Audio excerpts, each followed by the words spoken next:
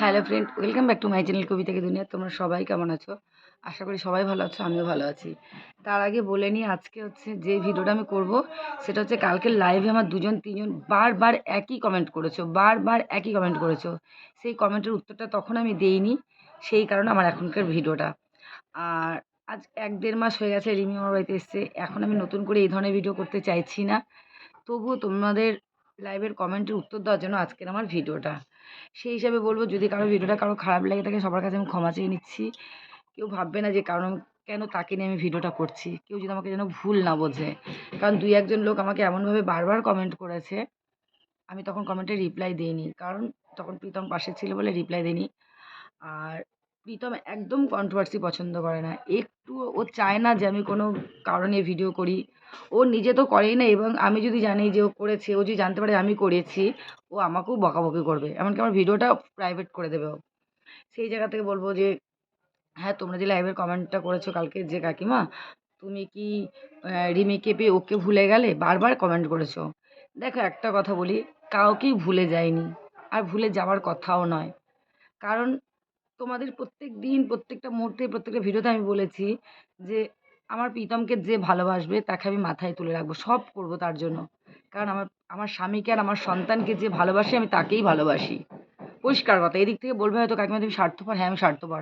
কেউ আমাকে খারাপ ব্যবহার করুক, আমার কোনো কষ্ট নেই। কেউ যদি আমার স্বামীকে আর আমার সন্তানকে ভালোবাসে না, তার জন্য আমি সব করতে পারি, সব কিছু। হ্যাঁ, আমি আমার স্বামীকে বকবো, আমি আমার সন্তানকে বকবো। আর এখন যেমন রিমি আমার বাড়ির বউ, এখন রিমির জন্য আমি জীবন দেবো। হ্যাঁ, রিমিকে আমি বকতে পারি, প্রীতমকে আমি বকতে পারি, আমার স্বামীকে আমি কিছু হলে বলতে পারি। কিন্তু অন্য কেউ বলবে, আমি কিন্তু তাকে প্রশ্রয় দেব না। সে আমার স্বামী, আমার সন্তান, আমার বউ। বুঝতে পেরেছো?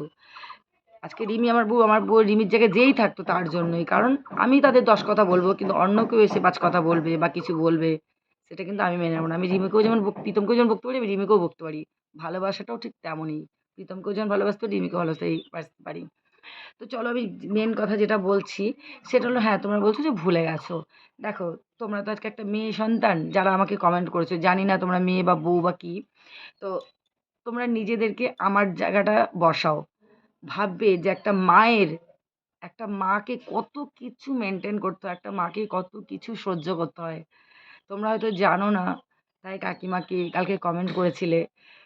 দেখো বাবা, একটা কথা বলি, একটা প্রত্যেকটা মানুষের জীবনে, ধরো ছেলে বলো মেয়ে বলো, প্রথম একটা বিয়ে হলো, ঠিক আছে? এবার ধরো কোনো মেয়ের স্বামী চলে গেল বা কোনো ছেলের বউ চলে গেল। যখন তারা প্রথমে তো সংসার করে স্বামী স্ত্রী, দুজন দুজনের প্রতি কিন্তু ভালোবাসা টান অবশ্যই থাকে। কিন্তু যদি কোনো সময় কারোর জীবনে একটা কোনো অ্যাক্সিডেন্ট ঘটে যায়, তারপরে পুনরায় যে আসে, তখন কি তার আগেরটাকে মনে রাখাটা উচিত, না পুনরায় যে আসে তাকে নিয়ে ভালো থাকাটা উচিত? তোমরা নিজের জায়গায় আমার কথাটা ভাবো, তারপর বলবে। হ্যাঁ, তাই জন্য কি তাকে ভুলে যাওয়া যায়? ভুলে যাওয়া যায় না। কিন্তু তখন পরে যিনি আসে তাকে নিয়ে ভালো থাকাটাই বুদ্ধিমানের কাজ বলে আমি মনে করি। তাতে সংসারে শান্তি আসে, শান্তি ফিরে আসে। না হলে কি হয়, তখন যদি নতুন মানে তাকে পেয়ে তাকে রাখাকালীন যদি পুরনোর কথা ভাবি, তাহলে সেখানে সংসারে অশান্তির সৃষ্টি হয়। ছেলেই বলো মেয়েই বলো, আমি উভয়ের দুজনের কথাই বলছি। তাই বলবো যে কাকিমাকে নিজের জায়গায় বসাও, তারপর তোমরা বলবে। সেই জন্য কি আমি তাকে ভালোবাসি না? তার জন্য কি খারাপ লাগে না? অবশ্যই লাগে। কিন্তু সেটা না, যখন পরিস্থিতির শিকার আমরা, এটা প্রত্যেকটা মানুষ না, কি বলো তো, পরিস্থিতির শিকার। আমি প্রত্যেকটা ভিডিওতেই বলেছিলাম তোমাদেরকে যে দেখো, সময়ের সাথে সাথে সব কিছুকে মানিয়ে নিতে হয়।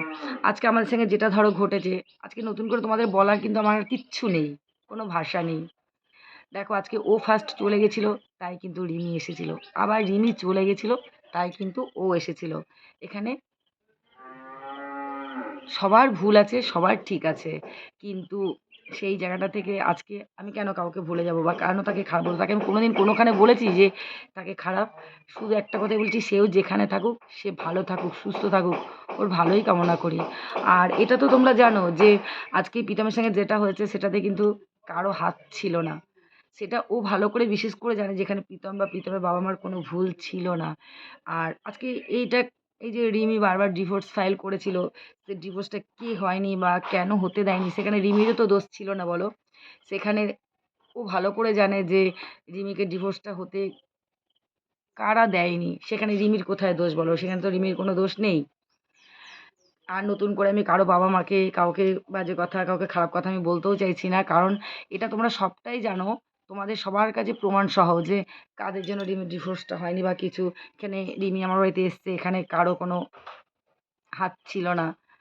সেখানে সবটাই পরিস্থিতি শিকার। আর সময়ের সাথে, সাথে মানুষকে পরিবর্তন হতে হয়।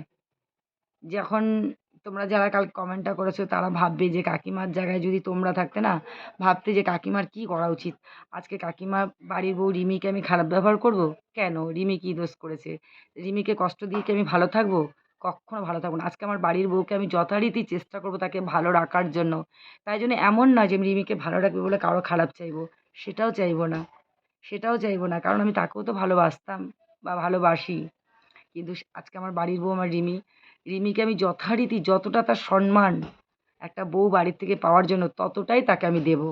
সেখানে তো ওর তো কোনো ভুল নেই যে আজকে তার ভালোবাসাটায় কেন সে খামতি থাকবে। ভুল সবার মধ্যে আছে, কম বেশি সবাই ভুল করেছে। আজকে যেহেতু প্রীতমও ভুল করেছে, প্রীতম দুবার বিয়ে করে প্রীতম যেমন ভুল করেছে, তেমন প্রীতম যদি ভিডিও লাইনটা না থাকতো তাহলে হয়তো প্রীতমকে দ্বিতীয়বার বিয়েটা করতে হতো না। ভিডিও শুধু অন্যান্য মেয়ে নিয়ে ভিডিও না করবে বলেই আজকে এই জিনিসটা করেছে। সেখানে আমি এখন ভাবি যে ভুল ত্রুটি কম বেশি সবার আছে, কিন্তু সেই জায়গা থেকে আজকে আমার বাড়ির বউকে বাড়ির সম্মান দিয়েই তাকে রাখা উচিত বলে আমি মনে করি। সেখানে তো আমি ওকে কষ্ট দিতে পারি না।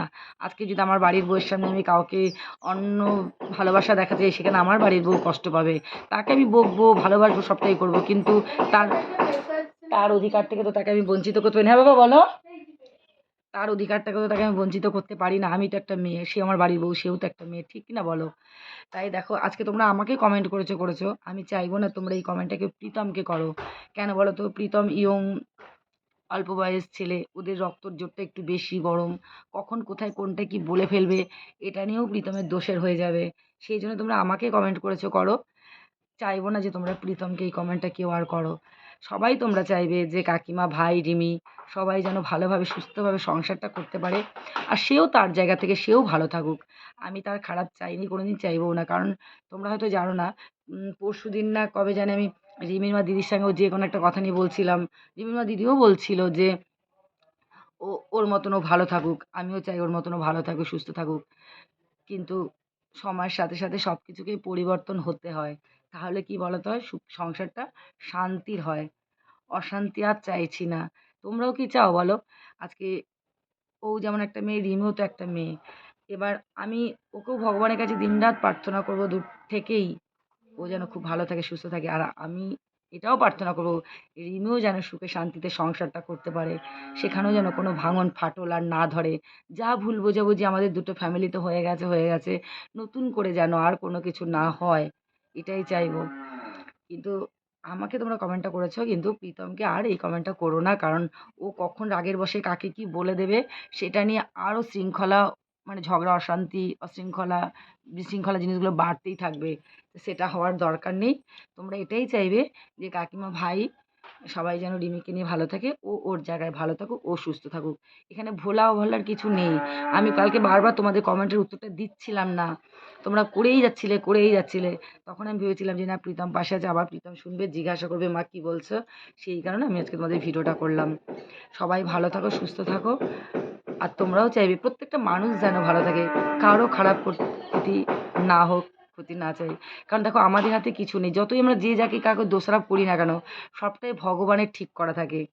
আজকে আমি এই যে এখন তোমাদের সাথে বসে গল্প করছি, কালকে হতে পারে আমার এমন একটা কিছু হতেই পারে, নাই গল্প করতে পারি। হতে পারে আবার কালকে আমি এর চেয়েও ভালো কিছু থাকতে পারি। সব তো ভগবান ঠিক করেই রাখে, আমাদের হাতে কিছু থাকে না। এইটা সবার আগে আমাদের বুঝতে হবে। আর সবাই জানে যে আমি সবাইকে ঠাকুর দেবতার কথা অনেক শুনিয়েছি, বা অনেকেই জানে যে হয়তো আমার কথাটা কোথাও ভুল না। ভগবান যার সঙ্গে যেটা ঠিক, তার ইশারা ছাড়া গাছের একটা পাতাও নড়ে না। সবটাই তার হাতে, সবটা সে ঠিক করা থাকে।